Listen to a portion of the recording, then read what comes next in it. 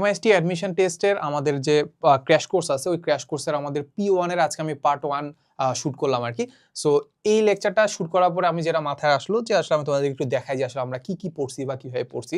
So দেখো আমাদের P1 এর পার্ট 1 এ আমরা ভৌত জগতের পরিমাপ আর যে ভেক্টর যে চ্যাপ্টারটা আছে এটা আমরা কমপ্লিট করছি। এন্ড এটার মধ্যেই দেখতে পাবা যে আমরা শুধুমাত্র ভৌত জগৎ আর ডিপেন্ডেন্ট আমাদের কত ধরনের ম্যাথ করাইছি। খুব সিম্পল কথা, দেখো আমাদের A আর B দুইটা জিনিস দেওয়া আছে, দুইটার মধ্যে আমরা দেখতে পাইছি যে কিছু পরিমাণ ত্রুটি আছে। তারপর S আরেকটা জিনিস আছে যেটা আমাদের A + B, তারপর D হচ্ছে আমাদের 3A - twice B। দেখতে পাচ্ছ একটু ডিফারেন্স কিন্তু আছে।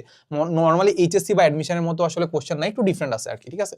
সো ওই ক্ষেত্রে আলটিমেটলি আমাদের কি কি ত্রুটি হইতে পারে, এস এর ক্ষেত্রে কেমন ত্রুটি হইতে পারে, ডি এর ক্ষেত্রে কেমন ত্রুটি হইতে পারে সেটা আমরা দেখাইছি। তারপর ওই দেখানোর সাথে সাথে আমরা কিন্তু বলেও দিছি যে এটা আসলে আমাদের থিওরিটা কেমন। এরপরে যদি আমি যাই তাহলে আমাদেরকে একটা ওই যে না জাস্ট নর্মালি থিওরিটিক্যাল যে ম্যাথগুলো আছে না ওইগুলো কিন্তু চলে আসে মাঝে মাঝে।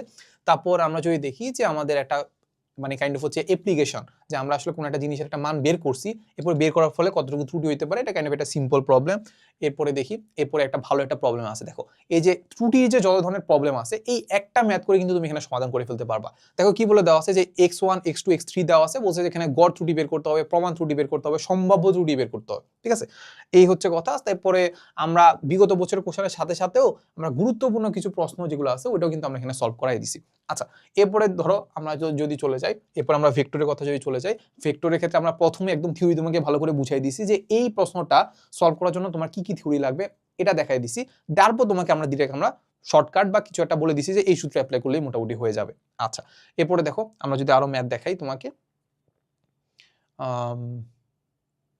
এই তো এই যে দেখো। সো এইখানেও দেখো আমাদের বৃষ্টি ছাড়া যে ম্যাথগুলো আছে সবার আগে তোমাকে আমি একদম থিওরি বুঝাই দিছি। থিওরি বুঝাই দেওয়ার পরে তোমাকে আমি বলে দিছি দেখো এই হচ্ছে আমাদের শর্টকাট, এটা তোমার অ্যাপ্লাই করলে মোটামুটি হয়ে যাচ্ছে। সো MIST অ্যাডমিশন টেস্টে আমি চেষ্টা করছি যে তোমাদের খুব একটা হাতে সময় নাই যেহেতু, প্লাস হচ্ছে তোমরা হয়তো বা খুব একটা সময় পাচ্ছ না প্রিপারেশনের জন্য। সো মোটামুটি যতটুকু থিওরি দরকার ওই থিওরি দিয়ে কিভাবে শর্টকাটটা মাথায় রাখবা, এরপর শর্টকাট দিয়ে যাতে একদম সুন্দর করে অ্যাপ্লাই করে ফেললে মোটামুটি মানে আনসার করে আসতে পারবা। সো এটাই আমি চেষ্টা করছি। সো আই গেস বাকি লেকচারগুলো যেগুলো আছে সবগুলো এমনই হবে। অ্যান্ড খুব সম্ভবত আমি যদি বলি যে আমাদের সামনে কয়েকদিনের মাঝখানে আমাদের MIST কোর্স লঞ্চ হয়ে যাবে।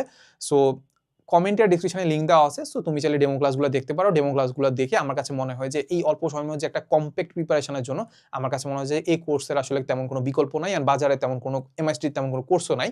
সো এই তো, সো দেখা হবে ক্লাসে। আসসালামু আলাইকুম সবাইকে।